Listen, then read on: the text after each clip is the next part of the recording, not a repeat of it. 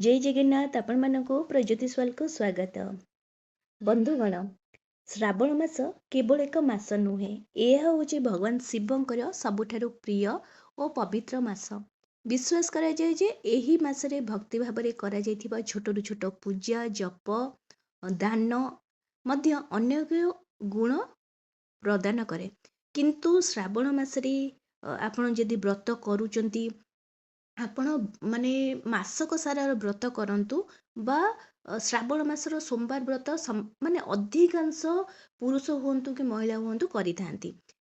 ତାହେଲେ ଏଇ ଶ୍ରାବଣ ମାସର କ'ଣ ଖାଇବେ କ'ଣ ଖାଇବେ ନାହିଁ, କାରଣ ଆପଣଙ୍କର କିଛିଟା ଜିନିଷ ଖାଇବା ଦ୍ୱାରା କି କିଛିଟା ଜିନିଷ କରିବା ଦ୍ୱାରା ବ୍ରତଟି ଭାଙ୍ଗିଯିବାର ସମ୍ଭାବନା ଥାଏ।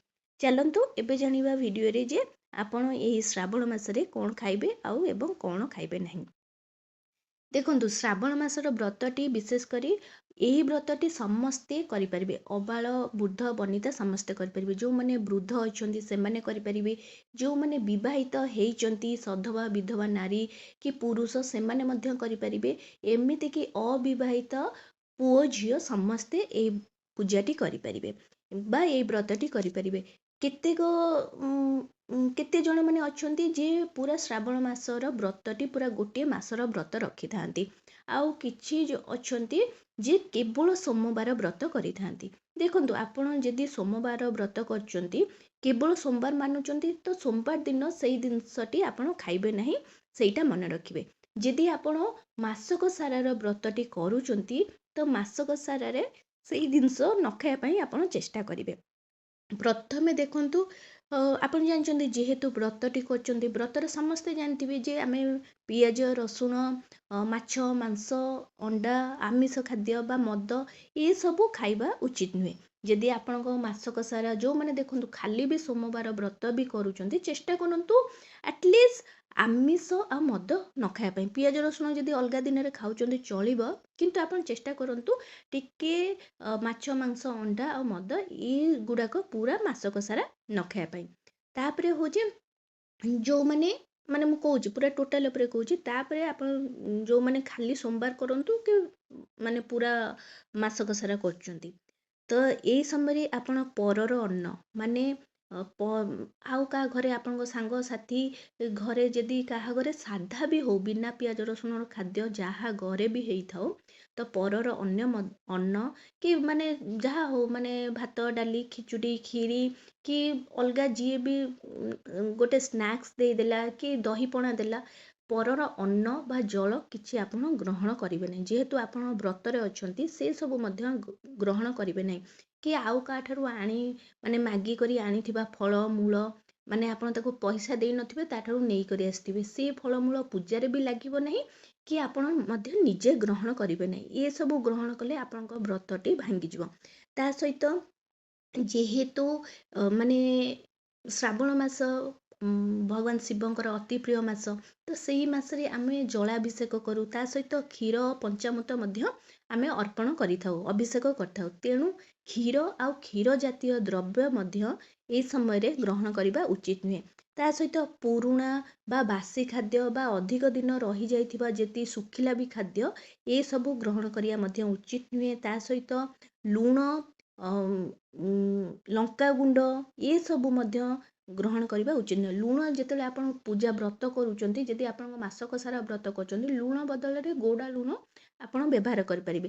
ଆଉ ଯେଉଁମାନେ ସୋମବାର ବ୍ରତ କରୁଛନ୍ତି ସେଦିନ ସେମାନେ ଲୁଣ ବଦଳରେ ଗୋଡ଼ା ଲୁଣ ବ୍ୟବହାର କରିପାରିବେ। ତା ସହିତ ଶାଗ ମଧ୍ୟ ବ୍ୟବହାର କରିବେ ନାହିଁ, ଶାଗ ଖାଇବେ ନାହିଁ। ଶାଗ ଭିତରେ ଆପଣ ଯେକୌଣସି ଶାଗ ନେଇପାରିବେ, ତା ସହିତ କଳମ ଶାଗ ପୋଇ ଶାଗ ଖଡ଼ା ନେଉଟିଆ ଏ ଶାଗ ମଧ୍ୟ ଖାଇବା ଠିକ୍ ନୁହେଁ।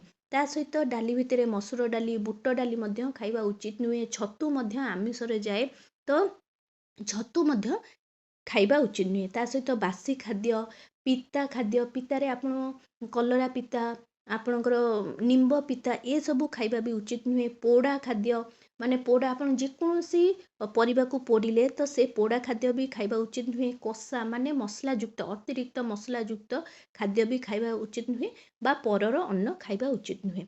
କ'ଣ ଖାଇପାରିବେ ଆପଣ? ସାତ୍ତ୍ୱିକ ଭୋଜନ, ଯେମିତି ଆପଣ କାର୍ତ୍ତିକ ମାସରେ ହବିଷ୍ୟାଳି ମାନେ ହବିଷ ଡାଲମା ଭାତ ଏସବୁ କରି ଖାଆନ୍ତି, ତ ସାତ୍ତ୍ୱିକ ଭୋଜନ ମାନେ ଘିଅ ଟିକେ ପଡ଼ିଥିବ, ଆପଣ କ'ଣ କରିବେ ଭାତ ଡାଲମା କରି ବିନା ପିଆଜ ରସୁଣରେ ଖାଇପାରିବେ। ତା ସହିତ ଆପଣ ଫଳମୂଳ ମାନେ ଫ୍ରେଶ୍ ଥିବ ଫଳମୂଳ କଦଳୀ, ସେଓ ଯେକୌଣସି ଆପଣଙ୍କ ଋତୁକାଳୀନ ଫଳ ଯାହା ବି ମିଳୁଛି ଆପଣ ଖାଇପାରିବେ। ତା ସହିତ ଆପଣ ମୁଗ ଡାଲି, ଆଳୁ, ବନ୍ତଳ କଦଳୀ, କନ୍ଦମୂଳ, ଛୋଟ ଛୋଟ ସାରୁପୁଆ, ତ ସେ ସବୁ ମଧ୍ୟ ଆପଣ ଖାଇପାରିବେ।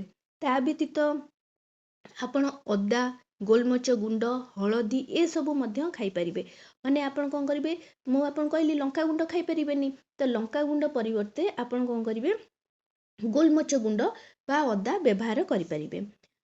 ତା ବ୍ୟତୀତ ଡ୍ରାଏ ଫ୍ରୁଟ୍ସରେ ଯାହା ଯେତିକି ଡ୍ରାଏ ଫ୍ରୁଟ୍ସ ଅଛି କାଜୁ, ଖିସମିସ୍, ପିସ୍ତା ଏସବୁ ମଧ୍ୟ ଆପଣ ସବୁ ଗ୍ରହଣ କରିପାରିବେ। କିନ୍ତୁ ଗୋଟେ ଜିନିଷ ମନେ ରଖିବେ ଯେ ଯାହା ବି ଖାଉଛନ୍ତି ମାନେ କଣ୍ଟିନ୍ୟୁ ଖାଇବେ ନାହିଁ। ଯେହେତୁ ଆପଣ ବ୍ରତଟି କରିଛନ୍ତି, ଯେଉଁମାନେ ସୋମବାର ବ୍ରତ କରିଛନ୍ତି ଦିନକୁ ଥରେ ଖାଇବେ। ଯଦି ଆପଣ ନିର୍ଜଳା ଉପବାସ କରୁଛନ୍ତି ସୋମବାରରେ ତ ନିର୍ଜଳା ଉପବାସ କରିବେ। ଯଦି ଆପଣ ଫଳମୂଳ ଖାଇ ଓଷା କରୁଛନ୍ତି ତ ଫଳମୂଳ ଖାଇ ଆପଣ ଓଷା କରିବେ। ଆଉ ଯଦି ଆପଣ ଅନ୍ନ ଭୋଜନ କରୁଛନ୍ତି ସବୁବେଳେ ଚେଷ୍ଟା କରିବେ ଯେ ସନ୍ଧ୍ୟା ପୂର୍ବରୁ ଗୋଟେ ବେଳା ଖାଇବେ, ରାତିରେ କିଛି ଖାଇବେ ନାହିଁ। ରାତିରେ ଆପଣ କ'ଣ କରିବେ, ଯଦି ବେଶୀ ଭୋକ କରୁଛି ତାହେଲେ ଫଳମୂଳ ଖାଇପାରିବେ। ଯଦି ଆପଣଙ୍କ ଦେହ ଖରାପ ହେଉଛି କି କିଛି ଅସୁବିଧା ଅଛି ତାହେଲେ ଆପଣ ରୁଟି ପରଟା କରି ମଧ୍ୟ ଖାଇପାରିବେ, କିନ୍ତୁ ଅନ୍ନ ଭୋଜନ ରାତିରେ ବିଲକୁଲ ବି କରିବେ ନାହିଁ। ତା ବ୍ୟତୀତ ହୋଟେଲରୁ ବା ବାହାର ଖାଦ୍ୟ ମାନେ ହୋଟେଲରୁ ଆପଣଙ୍କର ଖାଇବା ଯେମିତିକି ହୋଟେଲରୁ କି ପ୍ରସାଦ କି ଆପଣଙ୍କ ହୋଟେଲରେ ବିନା ପିଆଜ ରସୁଣ ମିଳିଯାଉଛି ତ ସେଠୁ ମଧ୍ୟ ଆଣିକରି ଖାଇବେ ନାହିଁ। କି ବାହାରେ ସବୁ ଲସି ଜୁସ୍ ମିଳୁଛି ତ ସେ ସବୁ ମଧ୍ୟ ଆଣିକରି ଖାଇବେ ନାହିଁ। ତା ବାହାରର ଯେଉଁ ଯେମିତି ଲେସ୍, କୁରକୁରେ, ବିସ୍କିଟ୍ ଏସବୁ ମଧ୍ୟ ଖାଇବେ ନାହିଁ। ଠିକ୍ ଅଛି, ଏସବୁ ଜିନିଷ ସବୁ ଖାଇବା ଦ୍ୱାରା ଆପଣଙ୍କ ବ୍ରତଟି ଆପଣ ଭାବୁଥିବେ ଆପଣଙ୍କ ବ୍ରତଟି ପୁରା ଭଲ ଭାବରେ ରହୁଛି, ପୁରା ଶୁଦ୍ଧକୃତ ଭାବରେ ଆପଣ କରୁଛନ୍ତି, କିନ୍ତୁ ଏସବୁ ଖାଦ୍ୟ ଖାଇବା ଦ୍ୱାରା ବ୍ରତଟି ଆପଣଙ୍କର ଭାଙ୍ଗି ଯାଇଥାଏ। ତା ସହିତ ଆଉ ଗୋଟେ କଥା ମନେ ରଖିବେ, କେବଳ ଖାଇବାର ବାରଣ ନୁହେଁ, ତା ସହିତ ଆପଣଙ୍କ ମନରେ ସେତିକି ଭକ୍ତି ଆଉ ନିଷ୍ଠାର ସହିତ ପ୍ରଭୁଙ୍କୁ ପୂଜା କରିବାର ନିହାତି ଭାବରେ ଦରକାର। କାରଣ ସେ ସବୁ ଜିନିଷ ଯଦି ଆପଣଙ୍କ ମନରେ ଭକ୍ତି ଆଉ ନିଷ୍ଠା ନଥିବ ସେତିକି ଭଗବାନଙ୍କ ପାଇଁ, ତାହେଲେ ସେ ପୂଜାର ମାନେ ଭ୍ୟାଲୁ କିଛି ନାହିଁ, କି ଆପଣ ଖାଇବା ଯାହା ନ ଖାଇବା ସହିତ ମାନେ ସମାନ। ତେଣୁକରି ସେଇ ସବୁ ଜିନିଷ ମଧ୍ୟ ଆପଣଙ୍କୁ ଧ୍ୟାନ ଦେବାକୁ ପଡ଼ିବ। ଆଶା କରୁଛି ଭିଡ଼ିଓଟି ଆପଣମାନଙ୍କୁ ବହୁତ ପସନ୍ଦ ଆସିଥିବ। ଯଦି ଆସିଛି ତାହେଲେ ଏଇ ଚ୍ୟାନେଲକୁ ଜଲ୍ଦି କରି ଲାଇକ୍, ସେୟାର, ସବସ୍କ୍ରାଇବ୍ କରିଦିଅନ୍ତୁ। ନମସ୍କାର।